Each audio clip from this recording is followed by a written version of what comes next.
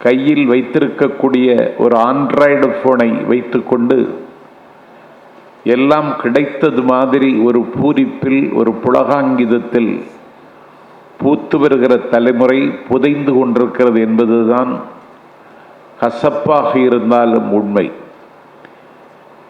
இதை மடை மாற்றம் செய்து தீர வேண்டிய வரலாற்று கடமை ஒவ்வொரு மானமுள்ள தமிழர்களுக்கும் இருக்கிறது. இரவு 10:30 மணிக்கு நீங்கள் வந்தால் போதும், சுவாமி ஊர்வலம் முடிந்ததற்கு பிறகுதான் நிகழ்ச்சி தொடங்க முடியும் என்று ஒரு ஊரில் என்னை அழைத்தார்கள். 10:30 மணிக்கு வந்தால் போதும் என்று கோவில்பட்டியில் போய் தங்கியிருந்து 10 மணிக்கு கோவில்பட்டியில் இருந்து கார் எடுத்து கொண்டு சம்பந்தப்பட்ட ஊரில் போய் இறங்கினால் சாமி ஊர்வலம் முடிந்து விட்டது. அங்கே மேடை போட்டதற்கு எந்த அடையாளமும் இல்லை. அந்த பட்டிமன்றத்தை ஏற்பாடு செய்தவர் என்னை பார்த்து, நீங்கள் தான் பட்டிமன்றம் நடத்த வந்தீர்களா என்று கேட்டார். ஆமாம் என்று சொன்னேன். கொஞ்சம் பொறுத்து கொள்ளுங்கள், உங்களுக்கு எங்கே குழி தோண்ட வேண்டும் என்று என்னிடத்தில் கேட்டார். எதற்கு குழி என்று கேட்டேன். மேடை போட வேண்டாமா, அதற்கு குழி தோண்ட வேண்டாமா என்று கேட்டார். நான் அதிர்ந்து போனேன். மேடை வைக்க வேண்டும் என்று சொன்னார், நல்ல காலம் பாடை வைக்க வேண்டும் என்று சொல்லாமல் விட்டாரே என்று நான் மகிழ்ச்சி அடைந்தேன். ஆகவே 10:30 மணிக்கு மேடை போட்டு அதற்கு பிறகு நடுநீசி கடந்தும் நிகழ்ச்சிகளை நடத்துகிற அந்த கலாச்சாரம் இன்றைக்கு கல்லறைக்குள் போய்விட்டது. ஆனாலும் இதை தொடர்ந்து நாம் நடத்தி ஆக வேண்டும். சிக்கந்தர் மாமா அவர்கள் சொன்னார்கள், இந்த தொடர்பு அறுந்துவிடக்கூடாது, தொடர்ந்து நடத்த வேண்டும் என்று. வறண்டு கிடக்கிற நிலத்தில் ஒருவன் உழுது கொண்டே இருந்தான். வறண்டு கிடக்கிற நிலம், ஈரம் கூட இல்லை. ஒரு 12 ஆண்டு காலம் மழை பெய்யக்கூடாது என்று சிவபெருமான் சபித்து விட்டான். அதனாலே 12 ஆண்டு காலம் மழை பெய்யவில்லை. வானத்து பறவைகள் சூரியன் கதிர்விட்டு செத்து கீழே விழுகின்றன. கால்நடைகள் திடீரென்று காலமாகிவிட்டன என்ற செய்தி வருகிறது. ஒரு குடம் தண்ணீருக்கு இடையில் குடமேந்தி நடையில் நடம் நல்கி ஒரு தாய் 12 கிலோமீட்டர் ஒரு குடம் தண்ணீருக்கு பயணிக்கிறாள். அவ்வளவு பெரிய கடுமையான வறட்சி. அந்த வறட்சியிலும் ஒருவன் ஒரு வறண்ட நிலத்தில் உழுது கொண்டிருக்கிறான். 12 ஆண்டு காலம் மழை பொழியாது என்பது இவனுக்கு தெரியவில்லையா? இவன் தொலைக்காட்சியை பார்ப்பதில்லையா? இவன் பத்திரிகை படிப்பதில்லையா? பஞ்சாயத்து கூடி அறிவித்திருக்கிறார்கள் 12 ஆண்டு காலம் மழை பொழியாது என்று, அது கூட இவனுக்கு போய் சேரவில்லையா? என்னதான் பிரச்சனை என்று அவனை கேட்டு விடுவோம். ஒருவளை மனநலம் பாதித்தவனா? ஒரு வறண்ட பூமியில் ஏர் பிடித்து உழுது கொண்டே இருக்கிறானே என்று அவனிடத்தில் கேட்ட பொழுது, நீ ஏன் இப்படி உழுது கொண்டிருக்கிறாய்? 12 ஆண்டு காலம் மழை பொழியாது என்று சொல்லி சிவபெருமான் சபித்து விட்டானே, நீ ஏன் உழுது கொண்டிருக்கிறாய் என்று அவனிடத்தில் கேட்ட பொழுது அவன் சொன்னான், அது எனக்கு தெரியும். ஆனால் திடீரென்று மழை பொழிந்து விட்டால் ஏர் பிடித்து உழுவதற்கு மறந்துவிடும் என்கிற காரணத்தினால் அந்த தொடர்பு அறுந்துவிடக்கூடாது என்பதற்கு நான் உழுது கொண்டிருக்கிறேன் என்று அவன் பதில் சொன்னான். இவன் சொன்னதை கேட்டு உடனே கண்ணன் தன்னுடைய பாஞ்சசன்யத்தை எடுத்து ஊதினான். அவன் ஏன் ஊதினான் என்றால், ஊதுவது மறந்து விடுமோ என்று அவனுக்கு அச்சம். கண்ணன் பாஞ்சசன்யத்தை ஊதினால்தான் மழை பொழியும் என்று ஒரு நம்பிக்கை. மழை பொழிந்து விட்டது. இவன் இப்படி சொன்ன நிமிடத்தில் மழை பொழிந்து விட்டது. வறட்சி அகன்று விட்டது. பூமி புல்லரித்து போய்விட்டது. ஆகவே ஒன்றை தொடர்ந்து செய்ய வேண்டும் என்று சிக்கந்தர் அவர்கள் அழுத்தம் திருத்தமாக பதிவு செய்தார். ஆனால் இன்றைக்கு இந்த பிளாட்ஃபார்ம் ஸ்டைல் இன்றைக்கு அருகி போய்விட்டது. மேடை போட்டு பேசுகிற மேன்மை மிகுந்த கலாச்சாரம் நாளைக்கு காணாமல் போய்விடுமோ என்கிற கவலையில் உங்கள் முன்னால் நான் நிற்கிறேன்.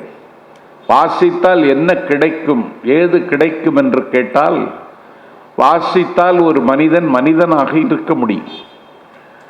நடக்காததெல்லாம் நடக்கும். ஒரு நல்ல சிந்தனையாளன், அறம் சார்ந்து சிந்திக்கிற ஒருவன் எதை எழுதுகிறானோ அது பலித்துவிடும். அறிஞர் பெருந்தகை அண்ணா அவர்கள் ரிப்பன் மாளிகையில் இன்று ஒரு கற்பனை கலந்த ஒரு புத்தகத்தை எழுதினார்கள். நான் கல்லூரியில் மாணவனாக இருந்த பொழுது அந்த நூலை வாங்கி நான் வாசித்தேன்.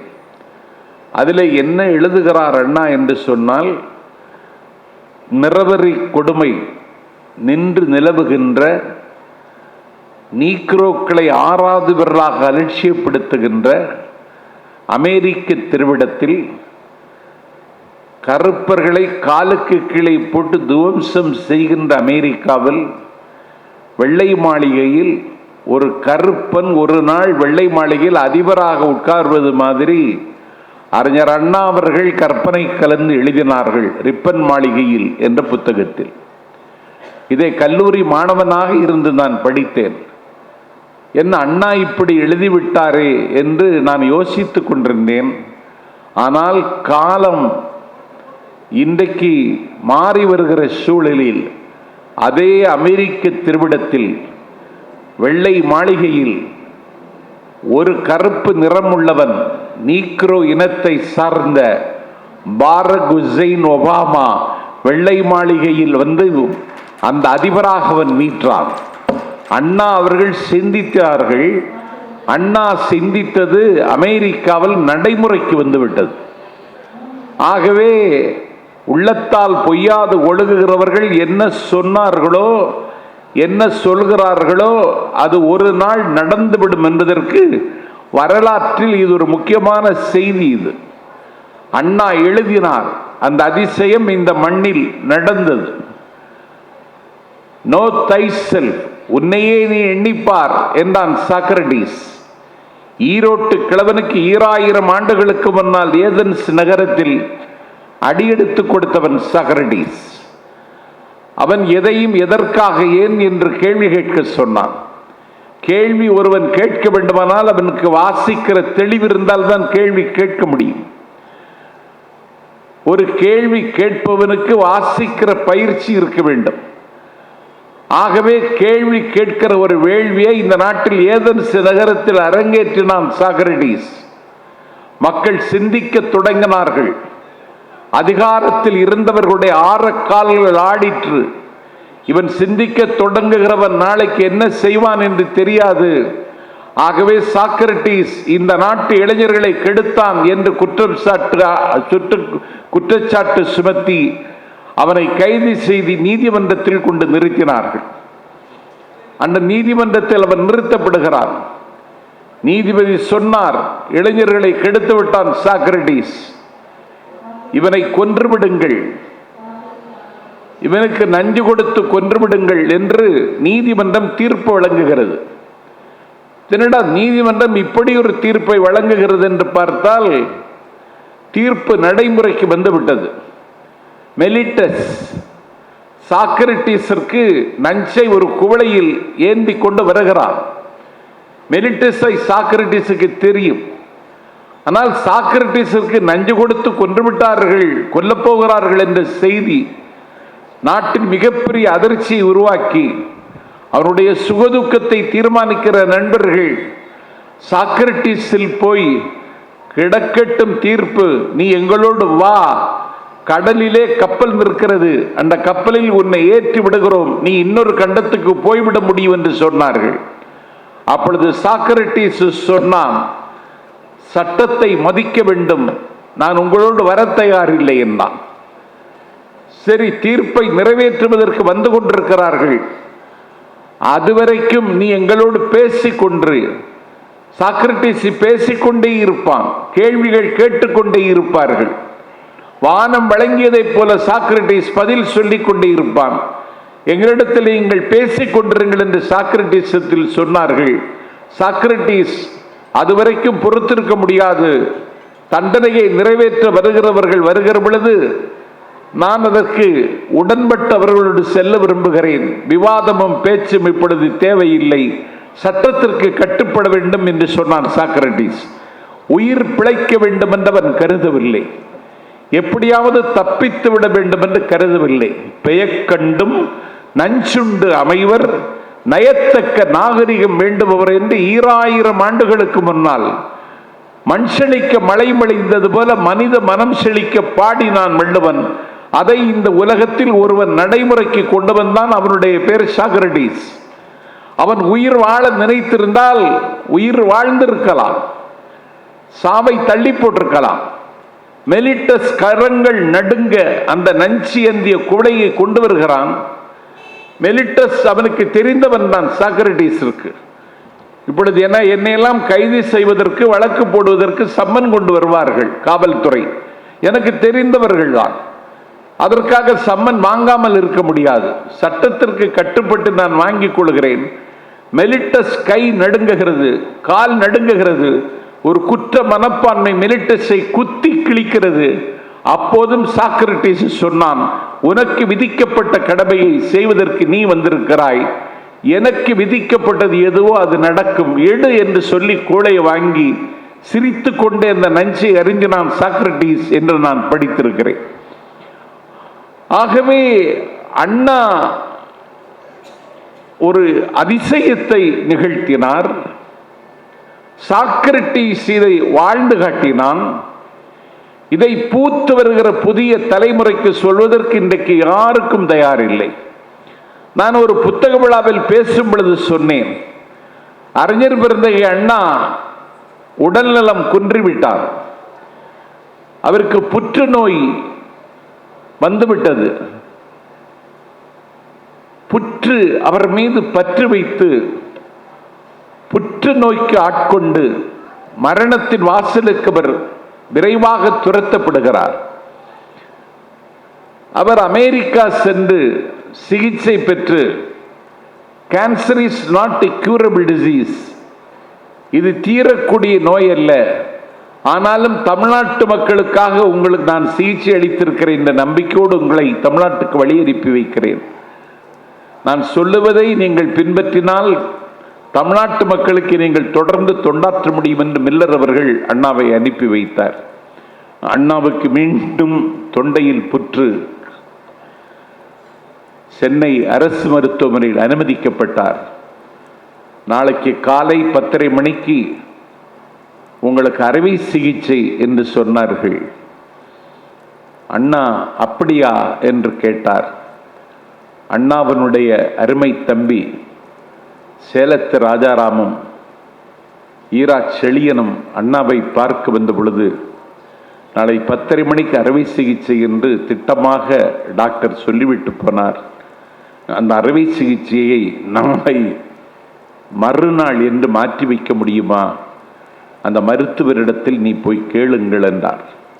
அண்ணாவின் தம்பி செழியனும் ராஜாராமும் சம்பந்தப்பட்ட தலைமை மருத்துவரை பார்த்து, ஒரு நாள் தள்ளி வைக்க முடியுமா என்று அண்ணா கேட்கிறார்.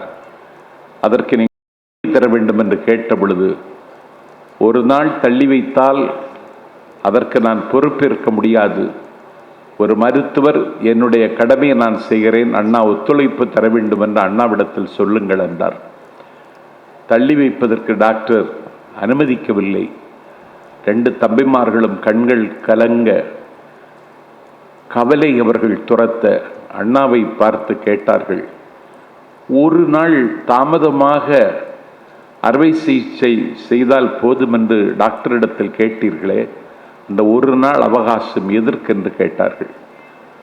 அண்ணா சொன்னார், நான் ஒரு புத்தகத்தை வாசிக்க தொடங்கி இருக்கிறேன். இந்த புத்தகத்தை வாசித்து முடிப்பதற்கு எனக்கு இன்னும் ஒரு நாள் தேவைப்படுகிறது. அந்த அவகாசத்தை தான் டாக்டரிடத்தில் கேட்டேன் என்று. இதை நான் ஒரு புத்தக திருவிழாவில் பேசினேன். ஒரு கல்லூரி பேராசிரியர் அலைபேசியில் எளியவன் என்னை தொடர்பு கொண்டு, அண்ணா வாசித்த அந்த புத்தகம் பெயர் சொல்ல முடியுமா என்று என்னிடத்தில் கேட்டார். நான் சொன்னேன், மாஸ் கிறிஸ்டியன் என்கிற புத்தகம் அண்ணா அவர்கள் வாசிப்பதற்கு எடுத்துக்கொண்ட புத்தகம், அதற்குத்தான் ஒரு நாள் அவகாசம் கேட்டார் என்று. ஆகவே நான் பேசிய பேச்சை உள்வாங்கிக் கொண்டு ஒரு பேராசிரியரே என்னை தொலைபேசியில் தொடர்பு கொண்டு அந்த புத்தகம் என்னவென்று கேட்கிறார்கள் என்றால், புத்தக திருவிழா வெற்றி பெற்று விட்டது என்று நானே நம்பினேன். ஆகவே செய்திகள் மக்களுக்கு போய் சேர வேண்டும். 28 ஆண்டு காலம் நெல்சன் மண்டேலா சிறையில் இருந்தான்.